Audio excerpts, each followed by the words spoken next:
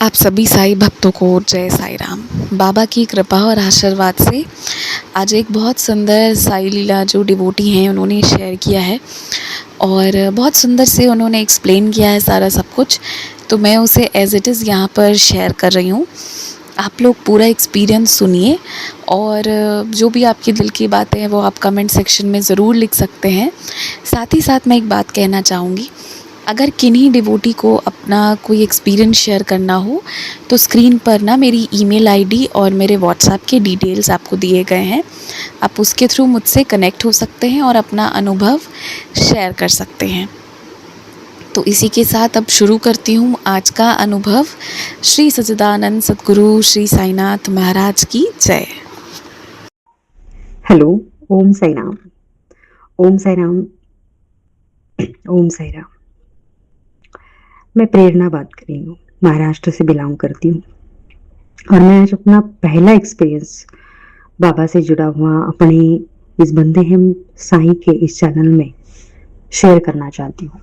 वैसे तो इस चैनल से मैं बहुत दिनों से जुड़ी हूँ और मुझे बहुत अच्छा लगता है जिस वे से वो अच्छे से वो एक्सपीरियंस बताती है, उनका बोलने का तरीका लोगों को जो एक्सपीरियंस है हमारे तक पहुँचता थे वो लोग, तो बहुत सुंदर अनुभूति होती है बाबा की। बहुत मन कर रहा था कि मैं भी कभी अपने एक्सपीरियंस यहाँ पे शेयर करूँगी, क्योंकि बाबा तो मुझसे मतलब बचपन से ही जुड़े हैं। मैं बहुत लकी हूँ कि मैं महाराष्ट्र से बिलॉन्ग करती हूँ और वैसे भी मैं शिरडी के बहुत से नियर बाय टाउन से बिलॉन्ग करती हूँ, बहुत बहुत क्लोज हूँ मैं। जैसे बचपन से ही मैं शिरडी में बाबा के दर्शन के लिए आती हूँ, मेरे पापा के साथ, फैमिली के साथ। मतलब जब भी नई शादी हुई तो हमारे यहाँ पे वही रस्म होती कि पहले अपने जो आराध्य है शिरडी के बाबा, उनके दर्शन के लिए मैं हमेशा आई हूँ। और वैसे तो मतलब बाबा, मुझे ऐसा लगता है मैंने बाबा को गुरु के तौर पे नहीं चुना है, बाबा ने ही मुझे चुना है शायद। इतना अच्छा भाव रखा है पहले से।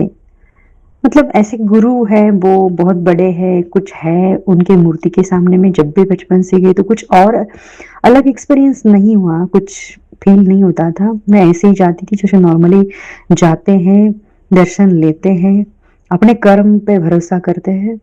मतलब जैसे भी जो भी मेरी साथ जो भी घटनाएँ हुई, अच्छी-बुरी जो भी है, जीवन में जो 10वीं की एग्ज़ाम रहती है, 12वीं की एग्ज़ाम रहती है, अपना ग्रेजुएशन रहता है, शादी रहती है, उन सब चीज़ों में बाबा मेरे साथ थे। सही-गलत डिसीज़न में मेरा मन हुआ, बाय लकी मैं शिरडी में आई, बाबा के दर्शन पाए। तो ऐसे बाबा मुझसे जुड़ते रहे, लेकिन मन ऐसा कुछ मतलब क्लोज़ नहीं था। जब मैं आज जैसे-जैसे फ़ील करती हूँ, वो सब भी बाबा है। ये भी मेरा एक अलग एक्सपीरियंस है। बाबा शायद चाहते हैं कि बाबा का परिवार तो बहुत बड़ा है, मतलब हम सब बाबा के बच्चे हैं और जब तक हमारे माँ-बाप हैं हमारे साथ, तो पहला गुरु तो हमारे माँ-बाप ही हैं। उनकी सेवा में वो जब तक उनका हाथ सर पे रहता है, तब तक शायद बाबा ने मुझे वो महसूस नहीं होने दिया। कुछ ऐसा आज जैसे मैं अकेली फ़ील करूँ, कुछ भी करूँ, तो मुझे पहले बाबा याद आते थे। तो वैसे मुझे मेरे पिताजी थे, पिताजी, माताजी। माताजी से थोड़ा कम है लगाव, लेकिन पिताजी से मेरा थोड़ा ज़्यादा लगाव था। तो वैसा होता है ना कि हर बात में अब जैसे ऐसे लगता है कि कुछ भी हो बाबा साथ है, तो तब ऐसा था मेरे कि कुछ भी हो हमारे पापा जी है, हमारे साथ है, पिताजी है। लेकिन बाबा ने अलग ही एक्सपीरियंस दिया।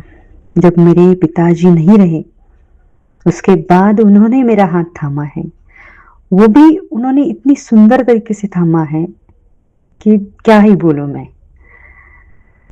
मेरे बाबा जी का मतलब बाबा जी के पास मैं जब भी जाती हूँ, मोस्ट ऑफ टाइम में मैंने बचपन से अपने पिताजी के साथ ही मंदिर गई हूँ।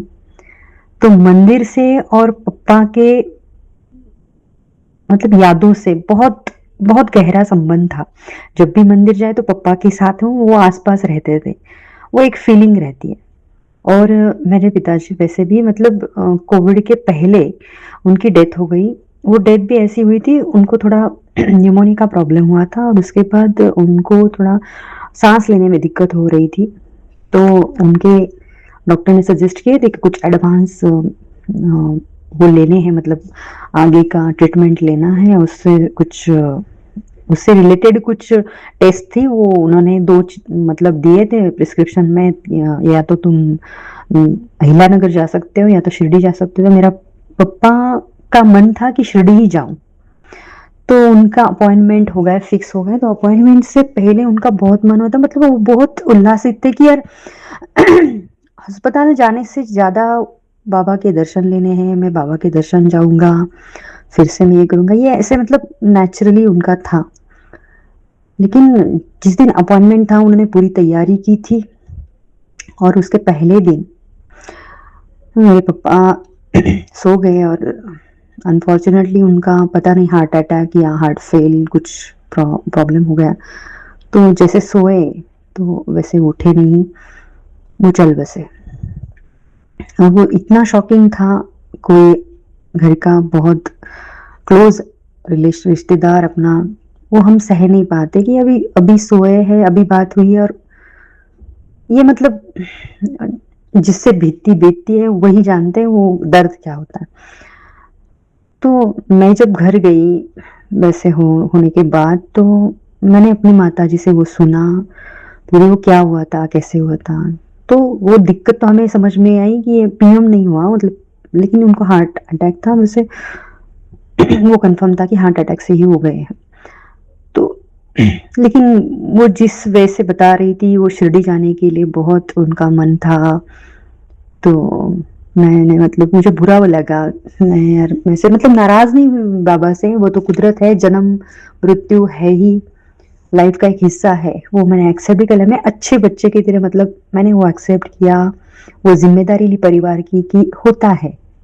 मैं तो खुशनसीब समझती थी कि ठीक है, जब तक रहे, मेरे साथ रहे, उम्र के इस पड़ाव तक, मतलब हमारा सब होने तक है। कुछ लोग, कुछ बच्चे तो अपने माता-पिता को बहुत जल्दी खो देते, तो वो भी कैसे जीते होंगे। तो भगवान का शुक्रिया किया कि ठीक है, जब तक थे तब तक हमसे उनकी सेवा हुई, अच्छे उनके दिन बीते। और उनका लास्ट डे भी बहुत बढ़िया था, मतलब ऐसे फूलों जैसे वो गए, बहुत सुंदर। मतलब बाबा जी से कोई मतलब गुस्सा नहीं था कि उन्होंने मतलब 1 दिन नहीं दिया। एक एक थोड़ा-सा बोली थी मैं बाबा को कि 1 दिन देते तो शायद आपसे मिल लेते वो, और कुछ हो जाता, 1 दिन मिलता तो कुछ प्रॉब्लम समझ में आती, लेकिन जाने दो, मतलब नाराज़गी नहीं थी। हो गया सो हो गया। मैंने वो एक्सेप्ट कर लिया। उसके बाद साल भर बीत गया। हमारे यहाँ पे जो साल भर 1 साल के बाद जाने के बाद वो वर्षांत वगैरह करते हैं, वो भी हो गया। और उसके बाद मैं अपने अपने मतलब सब अपने-अपने परिवार में, अपनी ज़िंदगी में व्यस्त हो गए।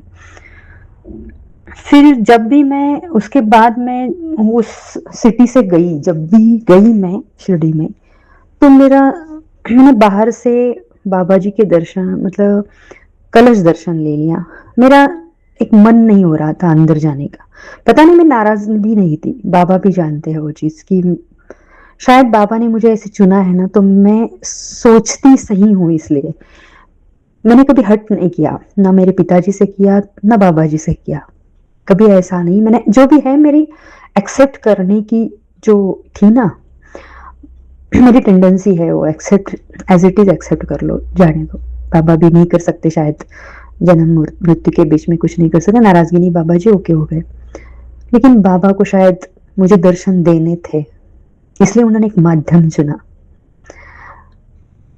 वो पता नहीं, उसके बाद पापा के जाने के बाद मैं थोड़ा-सा अकेला महसूस करने लगी। तो उसके बाद मेरी थोड़ी जान-पहचान यहाँ-वहाँ, मतलब और भी रिश्तेदार ये वो थोड़े कॉन्टैक्ट्स बढ़ गए। उस बीच मुझे शिरडी से एक पुलिस डिपार्टमेंट से एक मतलब मेरा नज़दीकी रिश्तेदार था, उससे मतलब जान-पहचान हो गई। कुछ ख़ास नहीं था, मतलब कुछ बहुत क्लोज़ रिलेशन था ऐसा नहीं, लेकिन हो गई। बाबा जी चाहते थे शायद कुछ कम समय में अच्छी वाली दोस्ती हो गई, अच्छी बातें होने लगी।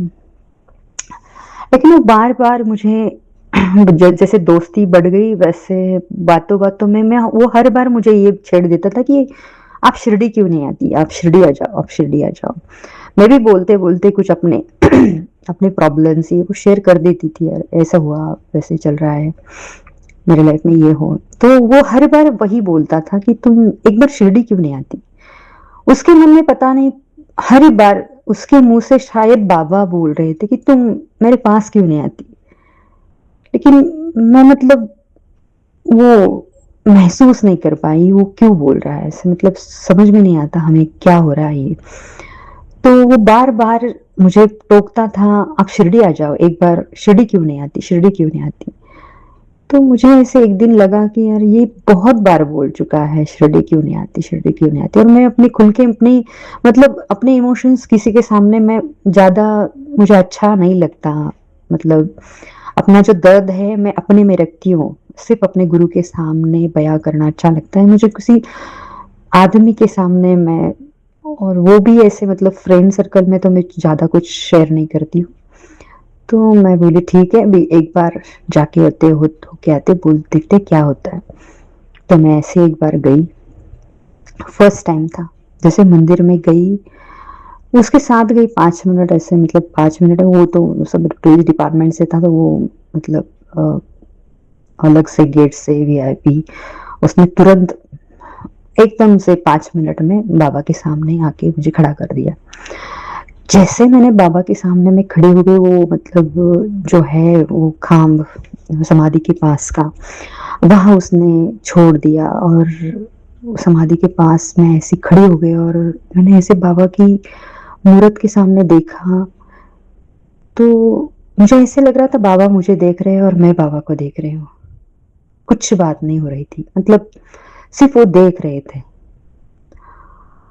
उन आँखों में पता नहीं मुझे ऐसा एहसास हुआ कि शायद मेरे पिताजी मुझे देख रहे हैं।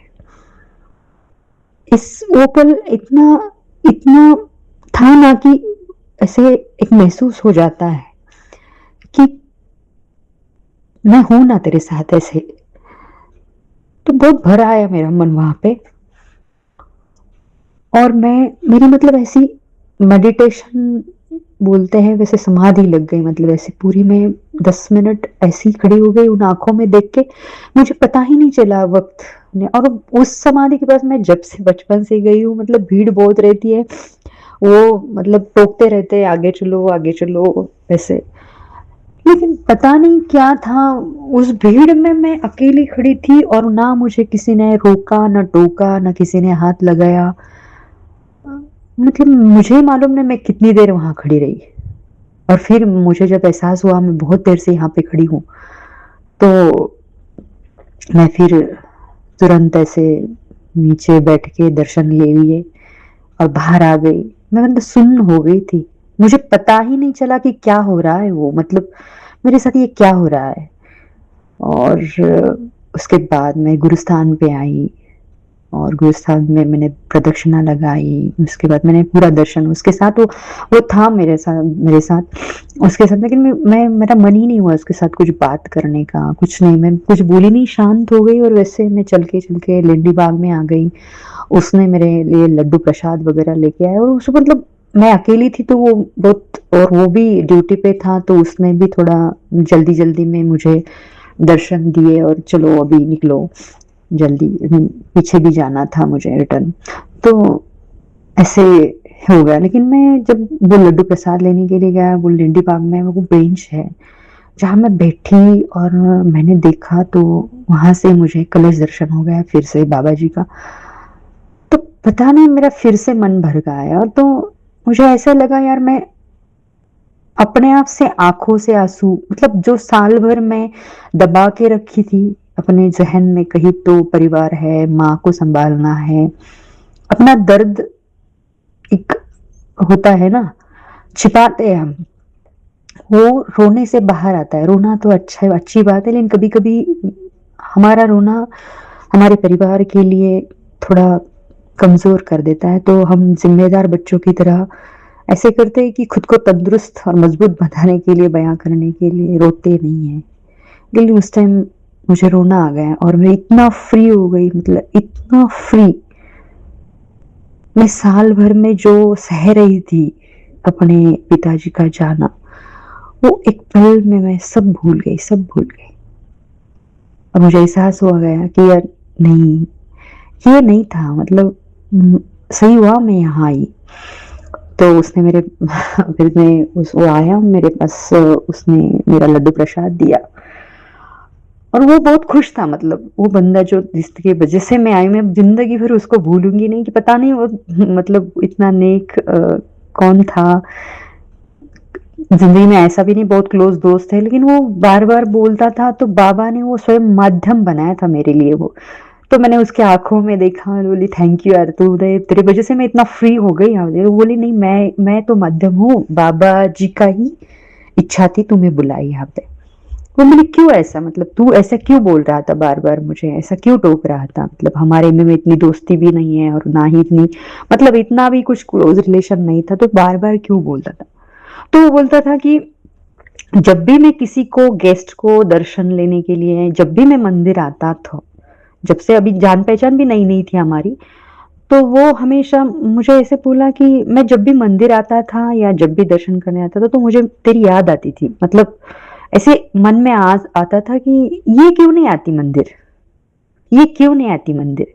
ये सवाल मुझे सताता था कि तू बाबा छोड़ के सब बातें करती है।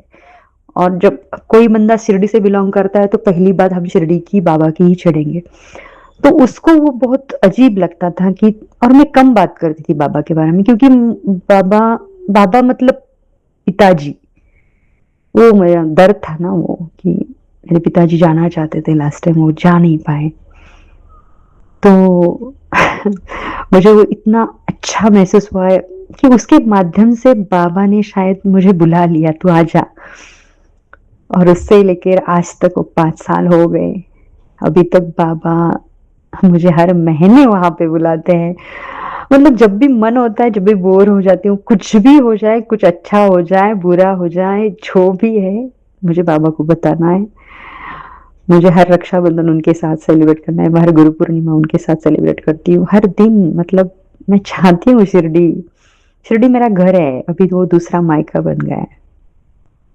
मुझे आगे तो 5 साल में बाबा ने मतलब इतने सारे एक्सपीरियंस दिए, हर पल पल पल पे, पल पल पे।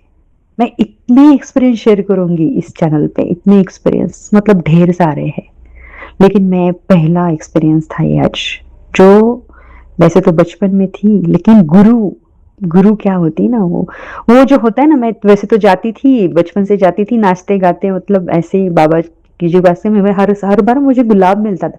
लेकिन बाबा, मतलब मैं बोलती हूँ ना, मैं सोचती हूँ समझती हूँ ऐसे कि बाबा ने मुझे बचपन से चुना है। मैंने कभी किसी के बारे में बुरा नहीं सोचा है, ना फैमिली के बारे में, ना किसी के और के बारे में। तो एक प्योर होने के लिए पता नहीं क्यों, लेकिन बाबा ने हर बार मुझे चुना है। हर बार वो मुझे किसी न किसी रूप में, फूल के रूप में, कभी हर बार उन्होंने मुझे आशीर्वाद दिया है, मुझे संभाला है। लेकिन मैं वो गुरु समा पहचान नहीं पाई। लेकिन मुझे जब ज़रूरत थी ना, जब मैं टूटने वाली थी, उस टाइम उन्होंने मेरा हाथ थामा, मुझे पास बुलाया, और उन्होंने जो एहसास दिया, वो तो चाहिए। मतलब गुरु ढूँढने से नहीं मिलता है, गुरु हमारा होता है वो। और वो हाथ उन्होंने जैसे थामा ना, तो आज भी ऐसे, मतलब उनके सामने खड़ी रहती हूँ तो आँखें भर आती है।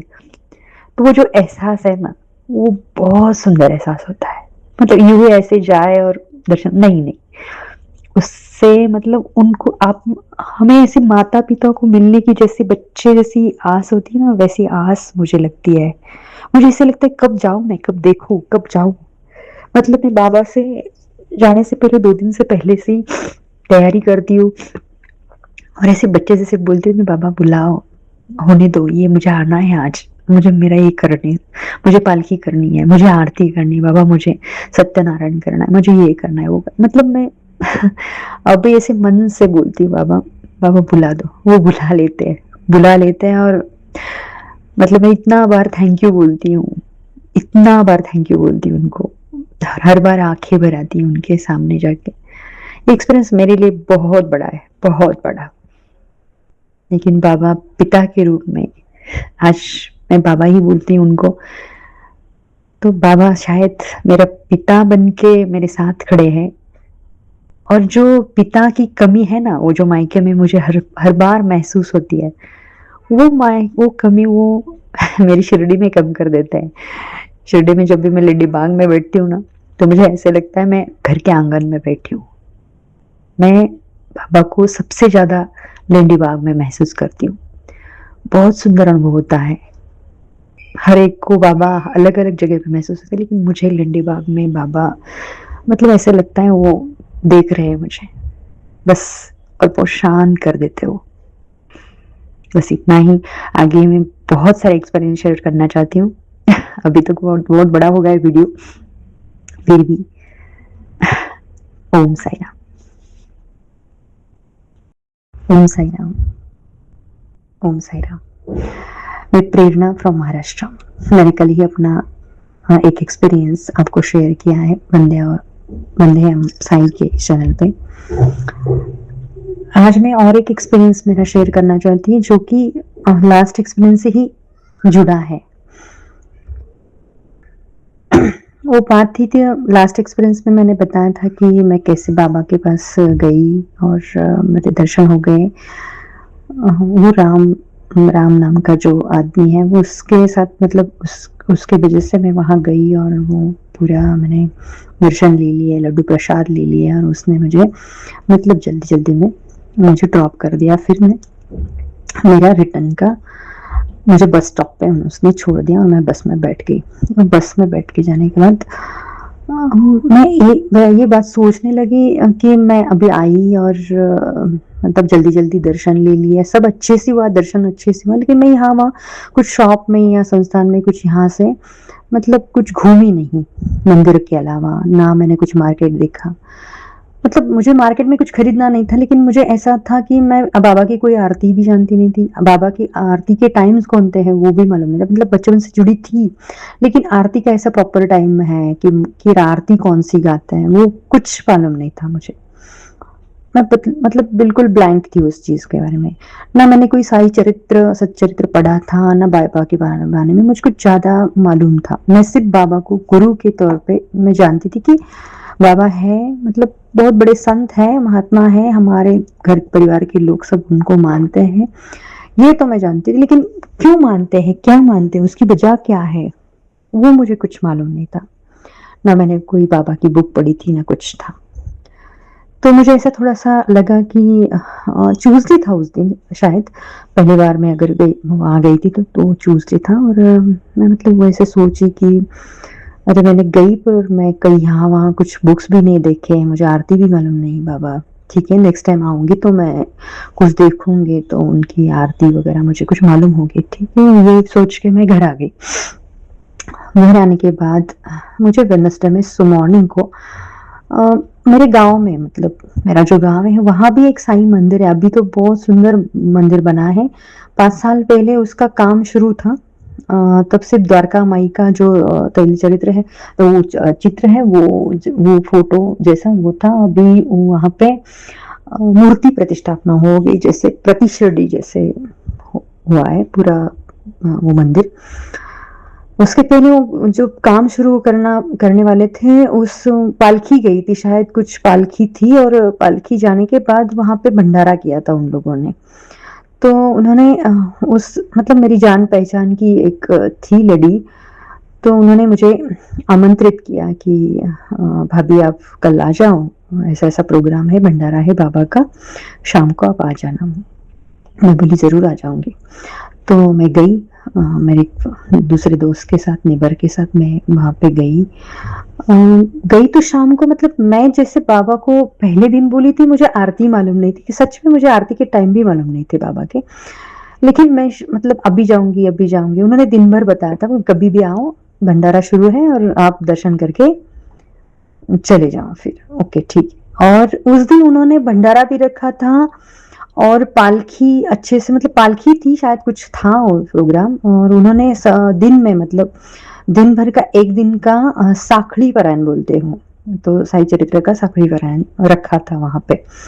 तो जैसे मैं गई 5 साढ़े 5 बजे मैं शाम के पहुँच साढ़े 5 6 बजे शाम के टाइम पे मैं पहुँच गई, तो वहाँ पे सच्चरित्र चल रहा था। तो वहाँ पे उन्होंने पूछा, भाभी आप पढ़ना चाहोगे?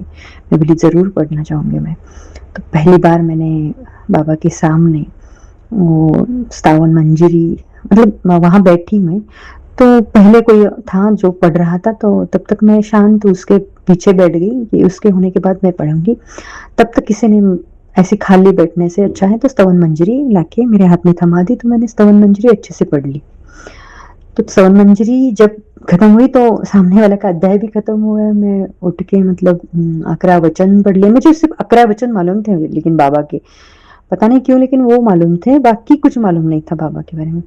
तो मैंने स्तवन मंजरी पूरी 11 वचन तक पढ़ ली और जैसे पढ़ ली वैसे वो मतलब हो गया उनका, और मैं नेक्स्ट अध्याय में मैंने पढ़ लिया। और अध्याय होने के बाद थोड़ा यहाँ-वहाँ होने के बाद आरती शुरू हो गई फिर।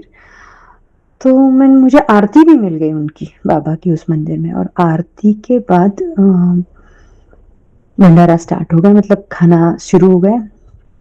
तो हम दोनों वहाँ पे खाना मतलब आरती होने के बाद मैंने फिर से दर्शन लिए और प्रसाद लेने के लिए मैं सामने गई बाबा के।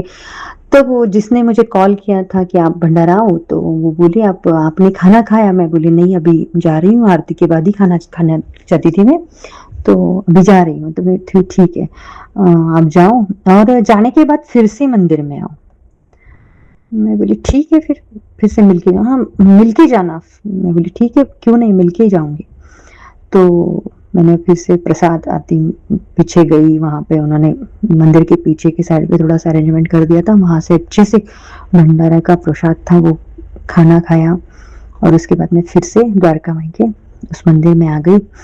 तो उस लेडी ने मुझे दूर से ही देखा था ये आ गई हैं, तो वो हँसी और कुछ बोली नहीं, अंदर गई और आते ही उसने आ गई, और मैं देख रही थी उसकी तरफ। तो जो फ़ोटो फ्रेम रखा था, मतलब बाबा का जो फ़ोटो था, जो द्वारका माई में जो फ़ोटो है धुनी की तरफ बाबा देख के बैठते हैं ना, वो फ़ोटो था हमारे द्वार मतलब इस मंदिर में भी वही फ़ोटो है। उस मंदिर के सामने एक साईं चरित्र रखा था, उसने वो पोथी उठा ली और अपने माथे पे लगा के मेरे हाथ में लाके रख दी। तो मैं ऐसे देखती रह गई उस पोथी की तरफ में क्या है। तो इतनी सुंदर बोली वो, बोली आप मैं आपको वो जानती है, मुझे बहुत सालों से जानती है। मैं कुछ गुरुचरित्र ये मतलब गुरुचरित्र पढ़ती हूँ मैं, कई बार मैंने दत्त जयंती के सप्ताह पे 2 गुरुचरित्र पढ़ते हुए उसे मालूम था मैं वो पढ़ती हूँ। तो वो बोली आपको टाइम कम है, लेकिन मेरी इच्छा है, आप गुरुचरित्र तो बहुत अच्छे से पढ़ती हैं, तो मेरी एक इच्छा है, एक बाबा का साईं चरित्र है, बाबा की कहानियाँ हैं इसमें, आप इसे भी पढ़ लो उसके साथ-साथ, आपके दिन भर के शेड्यूल में। तो मैंने ऐसे देखा उसकी तरफ, तो उसने मतलब जो मेरे क्वेश्चन थे मैंने पूछे भी नहीं, फिर भी उसने सारे जवाब मुझे दे दिए कि हाँ, हाँ, वो ऐसे ही पढ़ लो, आप कहानी के तौर पे कर लो, कोई पारायण नहीं, कोई नियम नहीं, कोई हट नहीं। बाबा बहुत मतलब बाबा कोई रिस्ट्रिक्शन नहीं रखते हैं, हमारे बाबा ऐसी बोली रही थी, हमारे बाबा कोई रिस्ट्रिक्शन नहीं है आपको। आप ऐसी कहानी बोल के बाबा को जानने के लिए पहली बार अपने हिसाब से पढ़ो, कहीं भी, कैसे भी, किसी भी अवस्था में, मतलब पढ़ना ज़रूरी है, ऐसे वो बोल रही थी। मैं बोली ज़रूर पढ़ूँगी मैं। मुझे मालूम था क्योंकि वो चीज़ मुझसे जुड़ी थी, वो इसके अलावा मेरे मन में क्या ख़्याल आया था 2 दिन पहले कि मैंने कुछ लिया नहीं था, मुझे आरती मालूम नहीं थी, मैं खुद से बात कर रही थी ना तब। तो वो फीलिंग्स मैं किसी के साथ शेयर नहीं की थी, तो मुझे अपने आप में वो आंसर मिला था कि मेरे जो सवाल थे वो उसका जवाब तो बाबा ने दे दिया। मुझे आरती का टाइम मालूम नहीं था, तो मैं आरती दे दी। मुझे साईं चरित्र पढ़ने का मौका भी उन्होंने मंदिर में दिया फर्स्ट टाइम। वो एक अध्याय तो मिला मुझे साकड़ी पारायण में, अध्याय पढ़ने का मौका मिला। हज़ारों भाविक होते, हज़ारों सेवक होते वहाँ पे। ऐसा नहीं कि अध्याय तो 53 है, लेकिन बायलख जिसे जो मिलता है वो पढ़ लेता है। ऐसे आते हैं तो बहुत है, लेकिन बाबा की मर्ज़ी है किसको क्या सेवा देनी है। तो मुझे उस दिन उन्होंने भर-भर के सेवा दी और उसके बाद मतलब जाके वो जाते वक़्त मैं बोली थी बाबा नेक्स्ट टाइम आऊँगी तो कुछ मैं आपकी बुक्स वग़ैरह देखूँगी, पढ़ूँ मतलब देखूँगी मैं यहाँ-वहाँ शॉप में। मैं बाहर शायद मैं बाहर के शॉप में मुझे तब तक तो मालूम भी नहीं था संस्थान का शॉप है और संस्थान में ऐसे मतलब बुक्स मिलते हैं, स्तवन मंजरी मिलती, कुछ मालूम नहीं था। लेकिन बाबा ने फिर से मतलब वो साई चरित्र मेरे हाथ में आ गया तो मैं घर पे गई दूसरे दिन मतलब उसी दिन गुरुवार था तो मैंने अच्छे से घर पे जाके मेरा जो कलश है मतलब मंदिर है, मंदिर के सामने उसे अच्छे से रखा और बहुत मतलब पोथी जो होती है अपने गुरु की जो मतलब उसके साई चरित्र होता है वो तो वो हमारे लिए बहुत मतलब गुरु चरित्र की जैसे मैं पवित्रता रखती हूँ, वैसे ही मेरे लिए साई चरित्र भी उतना ही पवित्र ग्रंथ है। तो उसको मैंने बहुत श्रद्धा से वहाँ पे स्थापन किया और वहाँ मैं मुजरा करके बोली, "बाबा, मुझसे ये करवा लो। मैं आपको जानना चाहती हूँ, तो मैं पढ़ूँगी, ज़रूर पढ़ूँगी।" तो उस दिन से मैंने वो संकल्प नहीं लिया लेकिन ऐसे बोला, बात की और पढ़ना शुरू कर दिया। तो शुरू 1 अध्याय, 2 अध्याय, टाइम मिले तो 3 अध्याय। जैसे-जैसे वक़्त बीता वैसे-वैसे मैंने जैसे टाइम मिला वैसे मैंने वो चीज़ पढ़ ली। तो पढ़ते-पढ़ते 15-20 दिन और मुझे बहुत इंटरेस्ट आने लगा लेकिन 2-2 अध्याय मतलब पहले शुरू-शुरू में मुझे कुछ मालूम ही नहीं था ना, तो मुझे बहुत इंटरेस्ट आता था, ये क्या होना है माधवराव ये अलग-अलग जो पात्र है वो पात्रों के नाम, बाबा ने क्या किया, क्या लीला रची। इंटरेस्ट से मैं पढ़ने लगी तो 15 15-18 दिन हुए होंगे, तो मुझे ऐसे लगा कि मैं फर्स्ट टाइम पढ़ी हूँ गुरुचरित्र के बाद जैसे संपन्न मतलब सांगता करते हैं हम, कुछ नियम होते हैं उसके, तो मैंने पारायण तो नहीं किया लेकिन पढ़ा तो है ना फर्स्ट टाइम तो क्या करना चाहिए मैंने मतलब बाबा को क्या अफ़ोर्ड कर मतलब मैं क्या कर सकती हूँ बाबा के लिए वो लास्ट में। तो इसलिए मैंने उस जानकार के हिसाब से उसी औरत को फिर से उस भाभी को फ़ोन किया कि मेरा ये ऐसे मतलब इधर अध्याय तक मैं आ चुकी हूँ, रोज़ में 1-2 अध्याय तक पढ़ लेती हूँ। तो ऐसे-ऐसे मैं पढ़ चुकी हूँ, तो मैं कैसे क्या करूँ मतलब कैसे करूँ? तो वो मतलब इतनी प्रसन्न हो गई, मैं बोली, "इतनी जल्दी आपने 17-18 दिन में मतलब मैं दिन में 2-3 अध्याय तो पढ़ ही लेती थी। आपने तो बहुत जल्दी-जल्दी कर लिया।" मैं बोली, "हाँ, मुझे टाइम भी मिला और मुझे इंटरेस्ट भी आया तो मैंने वो पढ़ लिया।"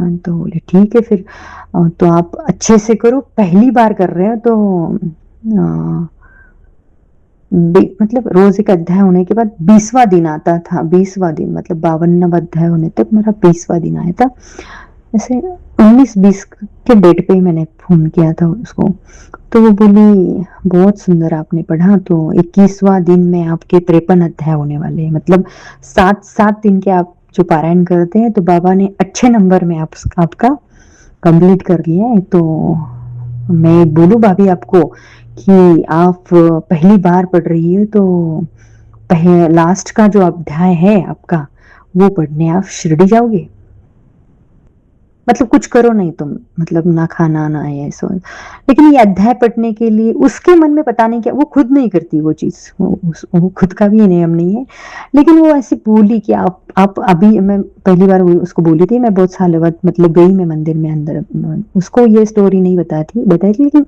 मैं अभी मंदिर से होके आई हूँ ऐसे बोली थी तो बोली ठीक है फिर आप अभी गए भी थे मंदिर तो आप लास्ट अध्याय पढ़ने भी वही जाओ आप पहली बार साई चित्र पढ़ रहे हो मुझे बहुत अच्छा लगा वो आइडिया मतलब सुंदर कल्पना है उसके हिसाब से बाबा बस मतलब बाबा का दर्शन भी हो जाएगा मेरा अध्याय भी हो जाएगा तो मैं बोली ठीक है तो 21वां दिन था तो 21वें दिन में मतलब मैं बहुत सुंदर से उस पोथी के लिए मैंने रेड कलर का एक वेलवेट का वस्त्र और उसको एक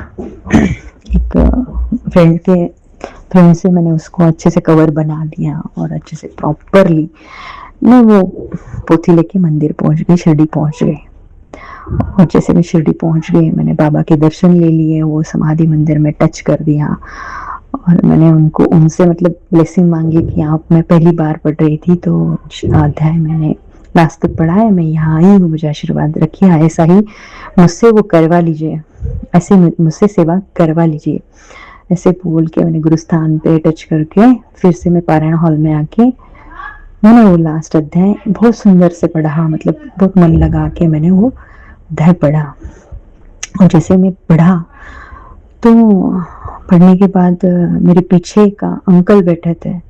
मतलब वहाँ पे ज़्यादा साउथ के लोग ज़्यादा पढ़ते हैं, मतलब वो अदर लैंग्वेज के मतलब लोग रहते हैं, वो ज़्यादा पढ़ते हैं, हिंदी और मराठी भाषिक लोग कम दिखाई देते हैं। लेकिन मेरे पीछे जो अंकल थे वो थोड़े से बूढ़े थे, बुजुर्ग थे और वो मराठी पढ़ रहे थे शायद। मैंने उनकी पोथी की तरफ ध्यान नहीं दिया, लेकिन उन्होंने मुझ पर ध्यान दिया था, तो मेरी एक नज़र हो गई उनकी तरफ। मैंने जैसे ही पोथी पढ़ना मतलब लास्ट एंड किया तो उनके तरफ मैंने नज़र दी, तो वो हँस गए, मेरे हँसे और हँस के बोले, बेटा आपने लास्ट अध्याय पढ़ा? मैं बोली हाँ लास्ट अध्याय पढ़ा।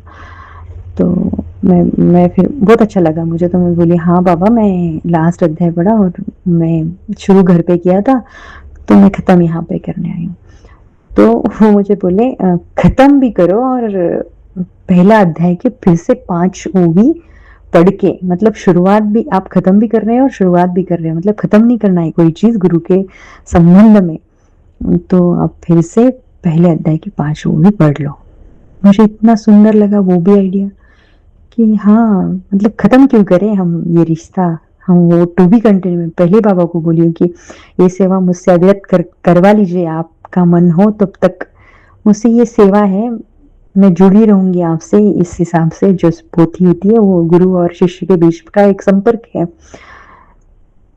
तो उन्होंने वो आइडिया दी तो मुझे बहुत अच्छा लगा, तो मैं फिर से पोथी को प्रणाम करके मैंने फिर से पहले अध्याय की 5 ओवियाँ सुंदर से पढ़ ली और फिर मैंने वो बंद कर दिया। और उसके बाद मैंने पारायण हॉल के बाहर जो दत्त मंदिर है, दत्त मंदिर के यहाँ पे मैं आके बैठ गई और ऐसे बैठ गई बेंच पे, दर्शन वगैरह हो गए थे। मेरे हाथ में पोथी थी और पर्स था, तो मैंने साइड में रखा दिया था और मैं शांत ऐसे बैठी थी, शांत बैठी तो मेरे पास एक सिक्योरिटी आया। तो सिक्योरिटी भी बहुत बुजुर्ग थे, मतलब पता नहीं वैसे बुजुर्ग लोग ज़्यादा मुझे मिले, तो वो बहुत बुजुर्ग थे।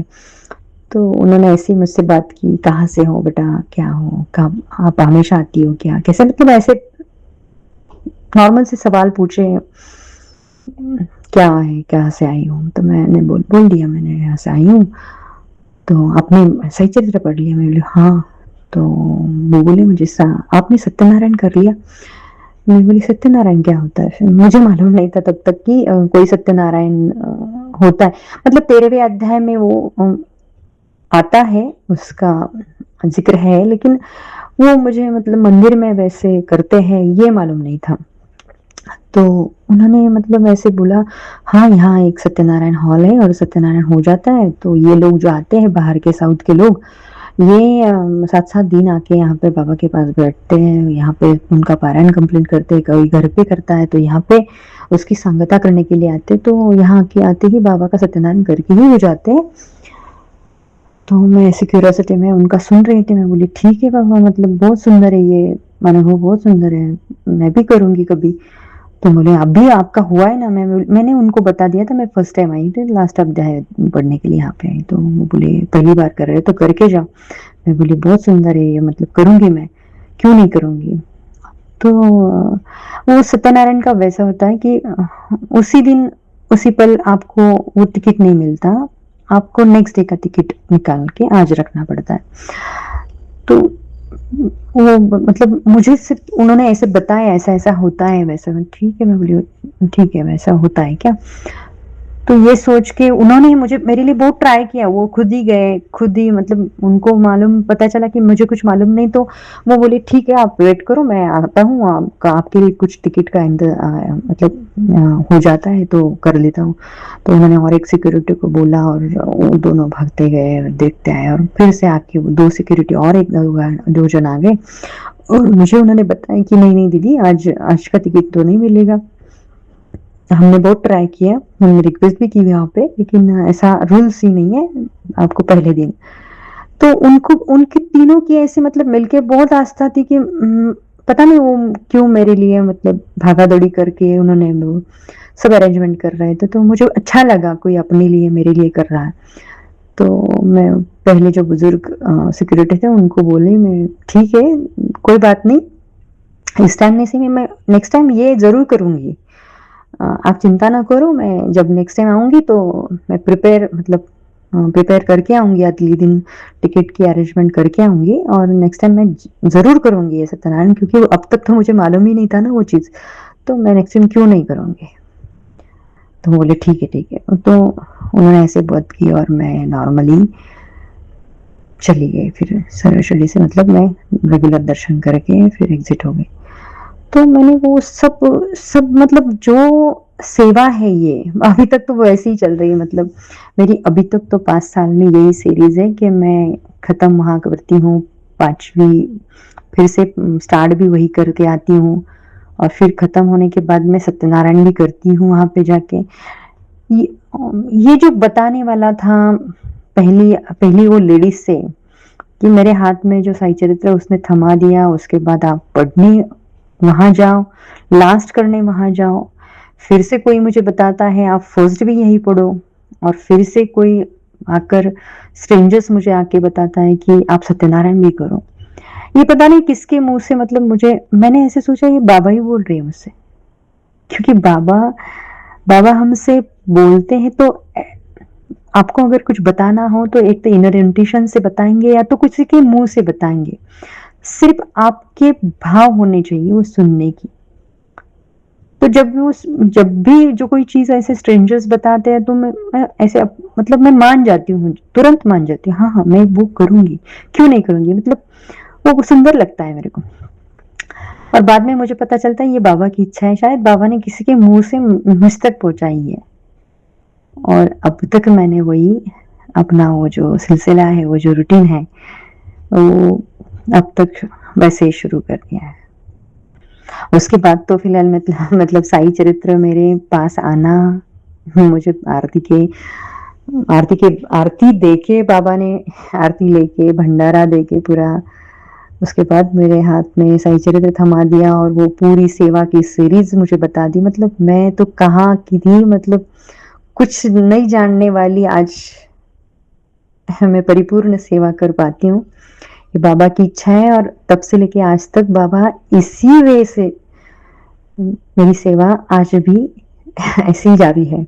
अब तक तो मैं कर पा रही हूँ, मतलब 4-5 साल हो गए, तो मैं इसी सीरीज़ से और चाहती हूँ जब तक मैं कर सकती हूँ, मतलब फिज़िकली जब तक मैं जा पाऊँगी अपनी अपनी ज़िम्मेदारियाँ पूरे करके। क्योंकि मेरा डिस्टेंस अभी जो मैं ससुराल में हूँ तो 110 किलोमीटर दूर है बाबा। वैसे जाना-आना थोड़ा मुझे 1 दिन का बहुत दिक्कत होता है, वन डे जाके आना। लेकिन फिर भी बाबा मुझसे वो करवा के लेते हैं और मैं भी बहुत धन्य हो जाती हूँ कि ये मुझसे हो पाता है।